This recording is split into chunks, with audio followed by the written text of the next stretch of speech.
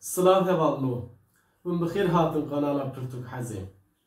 Ez ê berê Pirtûka me vê heftê naskirina wî dixwazim di derheqa ziman û kanala me de çend peyvan bibêjim. Hûn jî dizanin ziman ji bo neteweyekî pir girîng e. Mirov çawa di jiyana xwe de bê nan û av û pere jî nabe ise bê ziman jî nabe. Çimkî ziman ne tenê axaftin e. Ziman çand e, ziman dîrok e, ziman huner e, ziman gotin, ziman çîrokin, ziman axa bav û kalan e, ziman ji bo neteweyê namûs e. Her wihayê din em bi taybet dikarin bibêjin ki ziman hebûna mirovekî ye. Eger mirov li zimanê xwe xwedî der bikeve wê demê li hebûna xwe xwedî der dikeve. Giringiya ziman di ayetên Xwedê de jî hene. Werin em mêze ayeta Xwedê kun ku Xwedê ji bo ziman gotiye çi. Sûreyê Rum ayeta 22yan da Xwedê aha dibêje. Em wateya wî dibêjin. Ji kudreta Xwedê ye ku erd û asîman xwe liqandiye yani çêkiriye, zimanên we û rengên we ji hev cuda çêkirine. Bêguman di vê de ji bo mirovê zana ders û îbret hene. Sedakallahu lezim. Hevallo hûn dibînin di ayetên Xwedê de jî ji bo ziman giringiyayî haniye ser ziman. Yani gerek meriv li zimanê xwe li axa bav û kalê xwe xwedî derbikeve.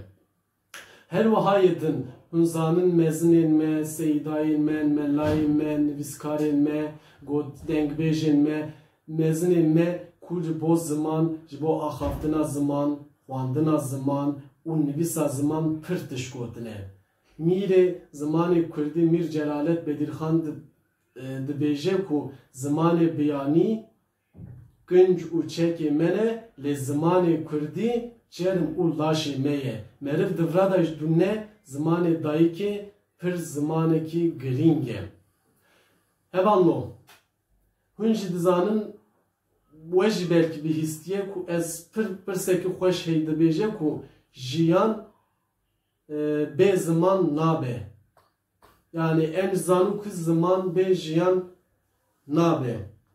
û em dibêjin ku slogana me ew e ku bê ziman jiyan nabe. Hevallo em derheqa kanala xwe de jî destê peyvan bibêjin em vê gerin Pirtûka xwe bidin nasîn. Kanala me Pirtûk Hezê li ser Pirtûkên bi zimanê Kurdî hatine nivîsandin bidin naskirinê ku zimanê me yê Kurdî pir zimanekî dewlemend, pir zimanekî qedîm e. Ji bo vê yekê di zimanê me de jî Pirtûkên hatine nivîsandin. Em ê wan bi we bidin nasîn û wî jî bikaribin ji xwe re van Pirtûkan bistînin û bixwînin. Belkî ji we re bibe rindiyek jî ew jî. Hevallo werin em Pirtûka xwe vê heftê nas bikin. Pirtûka me kevoka spî nivîskarê wî Firat Cewerî ye. Ji weşanxaneya avêstê hûn dikarin ji xwe re bistînin. Werin em behsa kevoka spî bikin. Kevoka spî li ser kurtê hatiye nivîsandin. Têda heşt kurtê çîrok hene. Çîroka me yekemîn jî bi navê Pirtûkê ji wê dît kevoka spî ye. Kevoka spî behsa çi dike? Kevoka spî behsa di nava gelê Kurd da keçrevandinê, qîzrevandin. Behsa vanê dike. Bûyerek bûye divê bûyerê da bira xwenga xwe dikuje û li ser vanê ji me re behes dike û merû dixune gelekî di behînkî da merû vanê dixune ku xweş e nivîsa wî ewka wî û li ser êşê me jî sikiniye. Çîroka me duyemîn dilê şikestî. Li ser dilê şikestî sikiniye. Dilê şikestî ji va bûyera li Swêdê li Stockholmê, li bajarê Stockholmê derbas bûye. Di ara jinê û mêrekî de behsa wî jintî û mêrtiya wan dike ku çawa xirabbûna îlişkiya wan dike li ser vanê jî behs kiriye.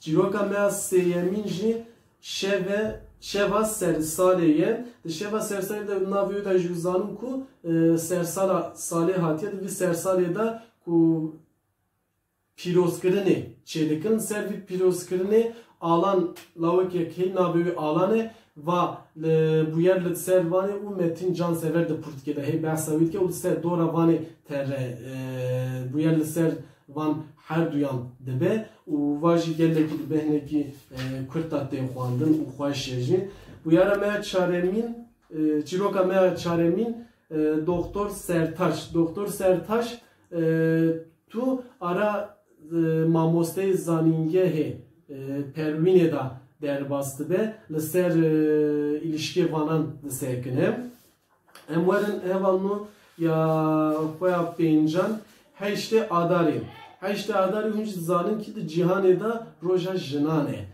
vaji ser civine ki بحثدکه جوینا کش بوش جنان هاتیه توپ کردن لسه دوی جوینه دا بحثا مافی جنان دکه و دورا آرام میرو جناوی دا کوچوا ilişki وان هنه سروی دستکنه حشت آداری دن بحثا وی دکن ورن چیروکا خویا ششمینه مزگنه ششمین جی خونا اورهانوف لسر خونا اورهانوف دسکنه د خونا خود اورهانوف دبینه کو تره ولات خو چون که اورهانوف وک یکو سیاسی جبر اولای سیاسی جو ولات خو در کتیب شو ولات سوئدی لور بویر ل دورا وی دبن لسر خونا خو بویر کچیه دورا وی جمرا دبیجم ورنم چروکا خو داوی چروکا ما داوی جی کیزکا بناف کیزک hunzanı ki jvan